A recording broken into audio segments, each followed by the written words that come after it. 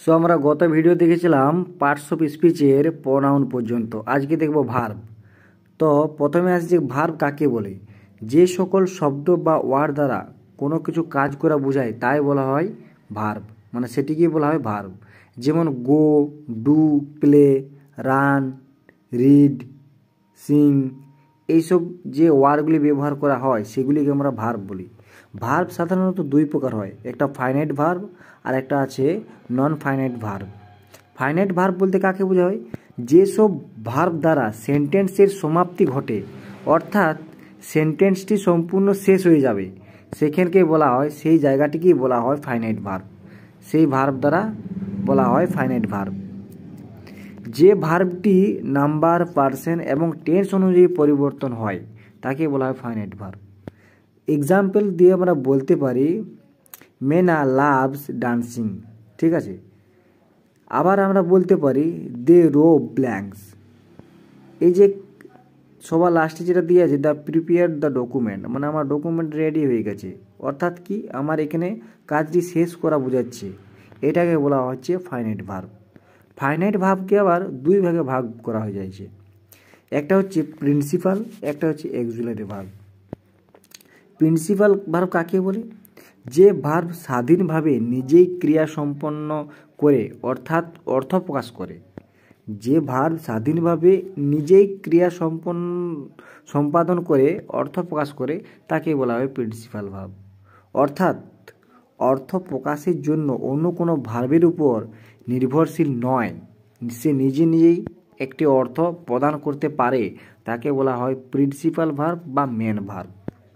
যেমন রাহিম runs in the field, এখানে নিজে নিজেই কাজটি সম্পন্ন করছে, আদার্স কোনো ভার্বের সাহায্য নিচ্ছে না।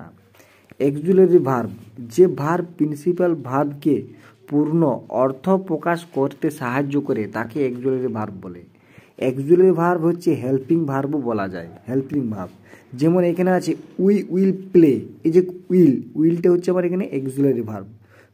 Play football. He is reading a magazine, এখানে ইজটা হচ্ছে আমার হেল্পিং ভার্ব। অক্সিলারি ভার্ব আবার যথাক্রমে দুই প্রকার, একটা প্রাইমারি, একটা মোডাল, ঠিক আছে। প্রাইমারিতে রয়েছে যেগুলো be verb, am, is, are, was, were, being, been, will, have, has, have, had, having, will, does, do, did. আর মোডাল অক্সিলারি ভার্ব রয়েছে can, could, shall, should, will, would, may, might, must, ought to, use to ইত্যাদি। Non finite verb কাকে বলা হয়? যে verb দ্বারা কোনো সেন্টেন্সের সমাপ্তি ঘটে না বা সম্পূর্ণ অর্থ প্রকাশ করে না এবং নাম্বার, পার্সন এবং টেন্স অনুযায়ী পরিবর্তিত হয় না, তাকে নন ফাইনাইট ভার্বস বলা হয়। অর্থাৎ এক কথায় আমরা বলতে পারি যে ভার্ব বাক্যে থাকে আবশ্যক নয় তাকে নন ফাইনাইট ভার্বস বলে। They are ready to play now, example দিয়ে আমরা বলতে পারি। আবার বলতে পারি sleeping in the afternoon is not good for health. Non finite verbs আবার তিন প্রকার আছে, একটা হচ্ছে জেরান্ট, একটা আছে ইনফিনিটিভস, আর একটা হচ্ছে পার্টিসিপেল। এরপরে যে আমাদের রয়েছে অ্যাডভার্ব। তো অ্যাডভার্ব সাধারণত কয় প্রকার? ব্যবহারের দিক থেকে আমরা যদি দেখতে পারি তাহলে আমাদের অ্যাডভার্বের হচ্ছে তিন প্রকার, একটা সিম্পল, একটা রিলেটিভ, আর একটা হচ্ছে ইন্টারোগেটিভ। তাহলে সিম্পল ভার্ব কাকে বলে? যে ভার্ব দ্বারা সরাসরি কোনো শব্দ বা বাক্যের রূপ, অবস্থা ইত্যাদিকে বোঝায় তাকে বলা হয় সিম্পল। সিম্পল ভার্বকে আবার 8 ভাগে ভাগ করা হয়। Adverb of manner, adverb of time, adverb of place, adverb of number, adverb of degree বা quantity, adverb of order, adverb of reason, adverb of negation. তো অ্যাডভার্ব অফ ম্যানার কাকে বলে? যে অ্যাডভার্ব দ্বারা কোনো কাজ সম্পন্ন হওয়া পদ্ধতি বা ধরনকে নির্দেশ করে তাকে বলা হয় অ্যাডভার্ব অফ টাইম। যেমন স্লোলি, কামলি, কুইকলি, হাইলি ইত্যাদি। অ্যাডভার্ব অফ টাইম কাকে বলে? যে ভার্ব দ্বারা কোনো কাজ সম্পূর্ণ হওয়ার সময় কাল নির্দেশ করে, মানে কালকে নির্দেশ করবে, বর্তমান, ভবিষ্যৎ এবং প্রেজেন্ট, এইগুলো আমাদের নির্দেশ করবে, তাকে বলা হয় অ্যাডভার্ব অফ টাইম। যেমন today, now, when, daily, etcetera etcetera. Adverb of place কাকে বলে? যে ভার্ব দ্বারা কোনো কাজ সম্পন্ন হওয়া, অবস্থান বা জায়গাকে নির্দেশ করে, তাকেই বলা হয় অ্যাডভার্ব অফ প্লেস। যেমন নেয়ার, বিলো ইত্যাদি ইত্যাদি। অ্যাডভার্ব অফ নাম্বার কাকে বলে? যে অ্যাডভার্ব দ্বারা কোনো কাজ কতবার সম্পন্ন করা হয়েছে তাকে নির্দেশ করে, তাকে বলা হয় অ্যাডভার্ব অফ নাম্বার। যেমন এক্সাম্পল দিয়ে আমরা বলতে পারি they always come in time. এখানে আমাদের একটা সময়কে নির্দেশ করছে বা নাম্বারকে নির্দেশ করছে। Adverb of degree or number কাকে বলে? যে ভার্ব দ্বারা কোনো কাজ সম্পন্ন হওয়া, পরিমাপ, মাত্রা ও সংখ্যাকে নির্দেশ করে, তাকে বলা হয় adverb of degree or number. যেমন very, too, much, once, secondly, again ইত্যাদি ইত্যাদি। অ্যাডভার্ব অফ অর্ডার যে ভার্ব দ্বারা কোনো কাজ সম্পন্ন হওয়া, পর্যায় নির্দেশ করে, কাজটি শেষ হওয়া বোঝাবে, তাকে বলা হয় অ্যাডভার্ব অফ অর্ডার।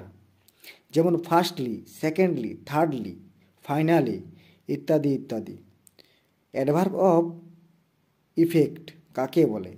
যে ভার্ব দ্বারা কোনো কাজ সম্পন্ন হওয়া, কারণ, ফলাফল নির্দেশ করে, তাকে বলা হয় adverb of cause and effect. যেমন why, as, at, so etcetera etcetera. Adverb of negation কাকে বলে? যে ভার্ব দ্বারা কোনো কাজ সম্পন্ন হওয়া, হ্যাঁ বোধক বা না বোধক অবস্থা, কাজ সম্পর্কিত বা সন্দেহ, নিশ্চয় অবস্থা নির্দেশ করে, তাকেই বলা হয় অ্যাডভার্ব অফ নেগেশন। অর্থাৎ হ্যাঁ বোধক কাজ অথবা না বোধক কাজ এইসব সম্বন্ধে নির্দেশ করবে, তাকেই বলা হয় অ্যাডভার্ব অফ নেগেশন। যেমন yes, no, never, truly etcetera etcetera. Interrogative adverb যে ভার্ব দ্বারা কিছু জিজ্ঞাসা করা হয়, তাকেই বোঝাতে ইন্টারোগেটিভ ভার্ব বলে। যেমন হোয়াট আর ডুইং, এই যে আমি এখানে জিজ্ঞাসা করছি, এটাই হচ্ছে ইন্টারোগেটিভ।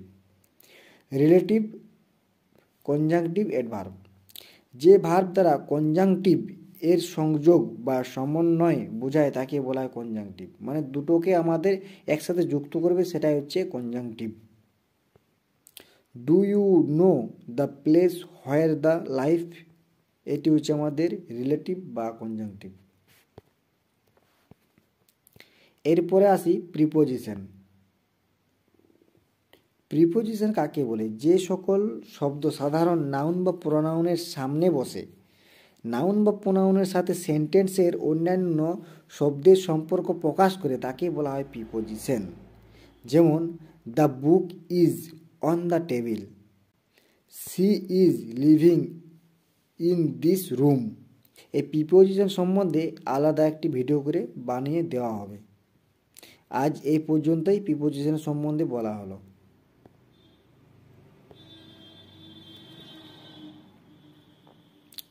এরপর আসি কনজাংশন।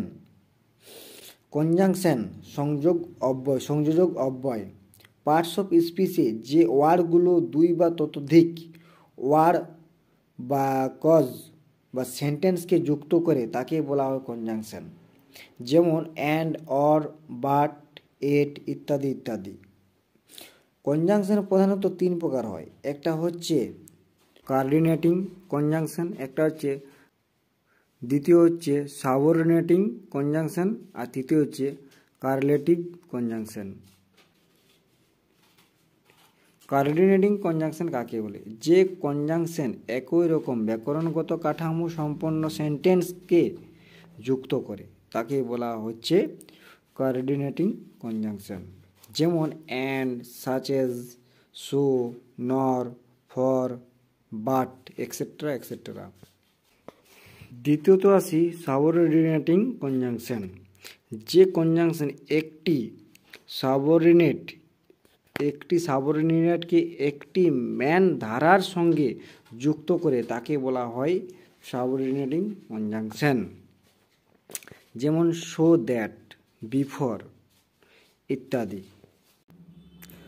কার্লেটিভ কনজাংশন কাকে বলে? যে কনজাংশনগুলো জোড়া শব্দ যেগুলো বিপরীতার্থক বা পরিপূরক সম্পর্ক ওয়ার্ড যুক্ত করে তাকে বলা হয় কার্লেটিভ কনজাংশন। যেমন অর, নাইদার, নর, not, only what, also, both and, etcetera etcetera.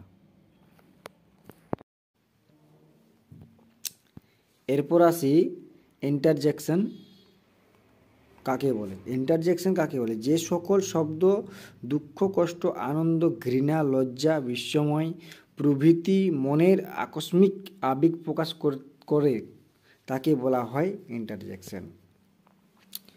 যেমন বলা হয় wow, this country is amazing. ঠিক আছে, এইসব শব্দগুলির জন্য আমাদের এই ইন্টারজেকশন দ্বারা ব্যবহার করা হয়। এখানে দুঃখ, কষ্ট, আনন্দ, লজ্জা ইত্যাদিকে বোঝানো হয়। তো ভিডিওটি এই পর্যন্তই।